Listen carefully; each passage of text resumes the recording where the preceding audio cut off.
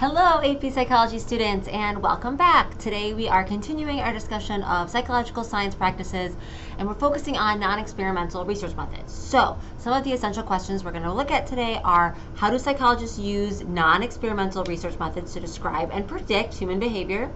How does sampling impact the results of a study, and why do we care about the sample of people that we're using? And what does it mean when two variables are correlated, and what does it not mean when they're correlated? And we'll get to that at the end of the video. So just a quick reminder from our last video, we have two basic types of research methods that we focus on AP Psychology. So we have non-experimental methods and experimental methods. Non-experimental methods, the focus of our video today, are used to describe and predict. There is no manipulation of variables, right? We do not adjust anything or control anything. We just look at the information and try to describe or predict human behavior and thinking. Experimental psychology, which we will focus on in upcoming videos, is used to explain, like, why does this happen? This causes this, and it involves manipulation of one or possibly more variables. So when it comes to describing behavior, one of the first kind of methods that we use is called a case study. So a case study is when we examine one individual or a small group, so I don't know, a handful of people in great depth. It can be through interviews and surveys and talking to people one-on-one, and it could be looking at data from their life. I mean, it can involve all kinds of different methods or techniques within this method. An example of this is we study someone who has brain damage, right? So if we look at this example, this is a very famous case study of Phineas Gage. He had a rod that blasted through his skull, and he survived this traumatic impact. And we look at him and we learned a lot about studying him. We learned a lot about how the brain is structured, and we learned a lot about what can and cannot happen through brain damage, right? However, his case is only just him, right? So yes, studying him taught us a lot and led us to future study, but we also couldn't say oh, this happened to Phineas Gage, and so this must be true of all people, right? That the results could be atypical because it's such a small group. The next method we can use is naturalistic observation. So in this case, we're doing just like it sounds. We are observing and recording behavior in a natural setting. So we are not interfering, we are not controlling, and we don't even usually want the subjects to know that we're there, right? We just kind of want to fade into the background. An example of this might be watching and recording children's positive, pro-social, or negative antisocial behaviors on a playground. So you're just kind of sitting on the bench maybe and recording the number of times they do positive behaviors and the number of times they do negative behaviors. And remember, we need to be really clear and have those operational definitions for what positive behaviors mean, right? Are they smiles, high fives, sharing, stepping to the side, and then what do the negative behaviors be? Does it have to be physical behaviors like hitting or shoving or pushing, or can it be verbal negative behaviors like yelling, right? And we would have defined that ahead of time. These are two examples in these pictures. One would be in a classroom setting, right? Describing what you're seeing, very similar to a playground. And then the other example that I have here is of Jane Goodall.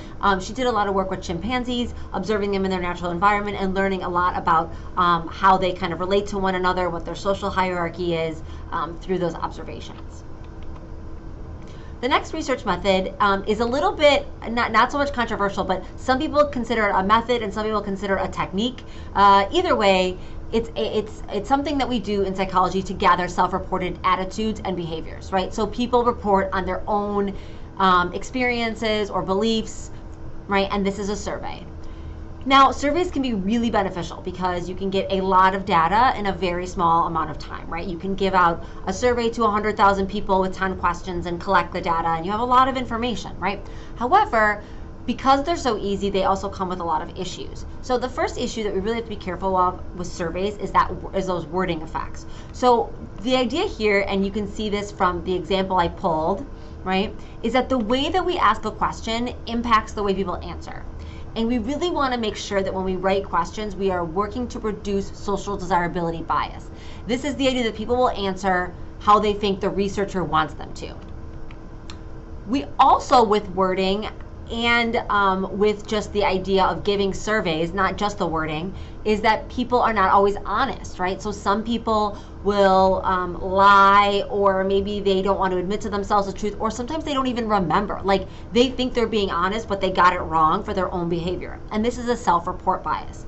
An example I always give with this is like, if I gave you guys a survey on hand washing, and I asked you how often do you wash your hands, maybe people would say like 3 or 4 times a day, but maybe it's only once, or maybe it's 7 or 8. Or if I asked you about hand washing after you go to the bathroom, like, do you want to, if you don't wash your hands after you go to the bathroom, are you going to put that on a survey, right? Like, even though it's anonymous, you might still be embarrassed to write that down. So you might say that you wash your hands even though you don't, right? So there's lots of issues that can come up with surveys.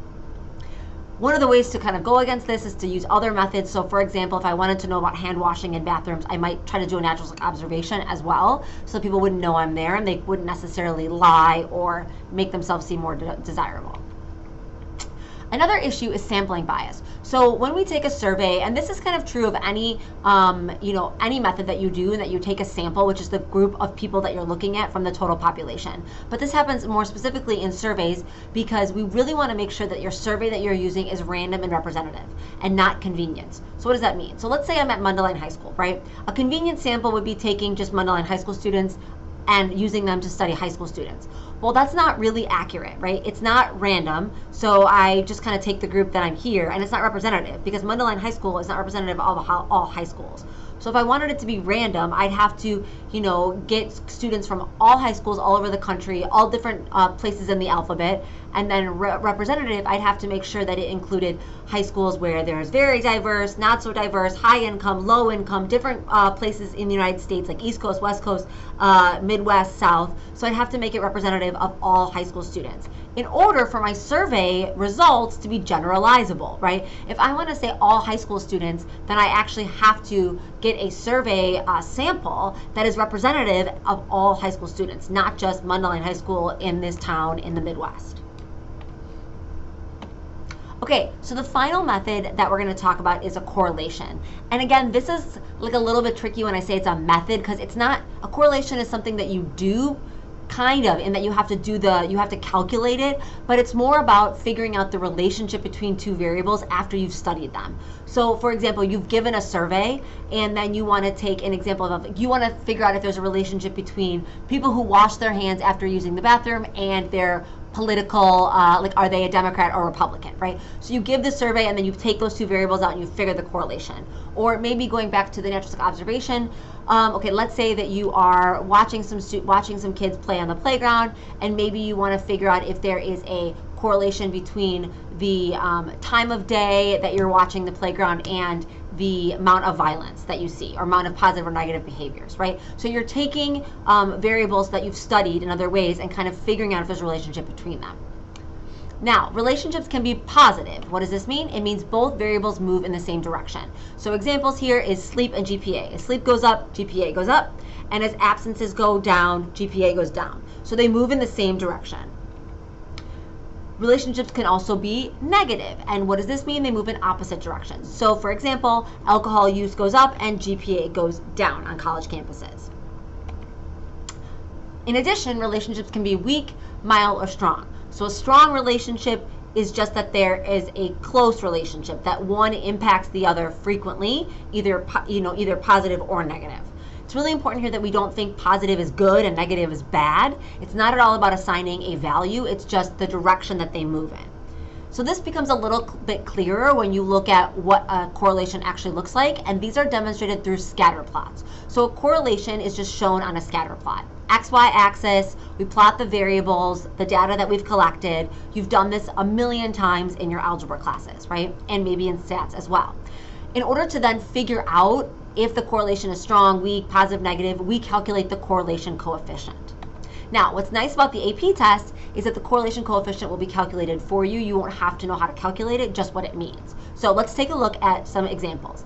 If you take a look at this chart here, you see we have all of these R values down at the bottom. And each R value has two things. It has a sign, either positive or negative, and it has a number. The sign, right, you see here, like negative or no sign, which is inferred positive, is information about the direction. So positive relationships, we have a positive direction, they both move in the same direction. Negative, they move in opposite directions. And then the number that you see next to the R, that's about the strength. So a 1 is incredibly strong, right? And it's incredibly strong in positive over here. Again, incredibly strong in negative over here. So a 1 is about the strength. You can have strong negative and strong positive. And you can also have weak negative right here, which they say low, or weak positive on this side and weak negative, right? Because this number is far from 1. So you look at the positive negative sign first, and then you look at the number separate, right? They are not looked at together, right? So we use scatter plots to give us information about correlations. Now, the one thing that's really important to know about correlations before we move on is that the correlation does not equal causation. So a lot of times we will find that people will say like, oh, you know, this variable is related to this, so this is correlated to that. And then they automatically jump to mean that one causes the other, right? So what does this look like?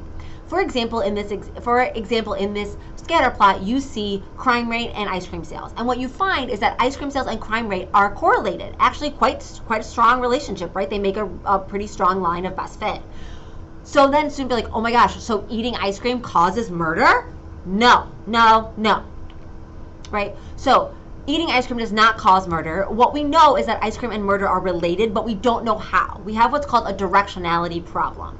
So we don't know if ice cream causes murder, murder causes ice cream, eating also sounds weird, or if there's a third variable, which I show right here, which is summer, that the heat actually leads to an increase in ice cream sales, and heat leads to an increase in homicide or murder, right? So it's that third variable, and it can be either or, like one causes the other, A causes B, B causes A, or C, which is the sun, causes A and B, all right? So that's all we have for our non-experimental research methods. Make sure you can answer these essential questions before you end this video. And that's all for now, AP Psychos. Remember, psychology is flippin' awesome.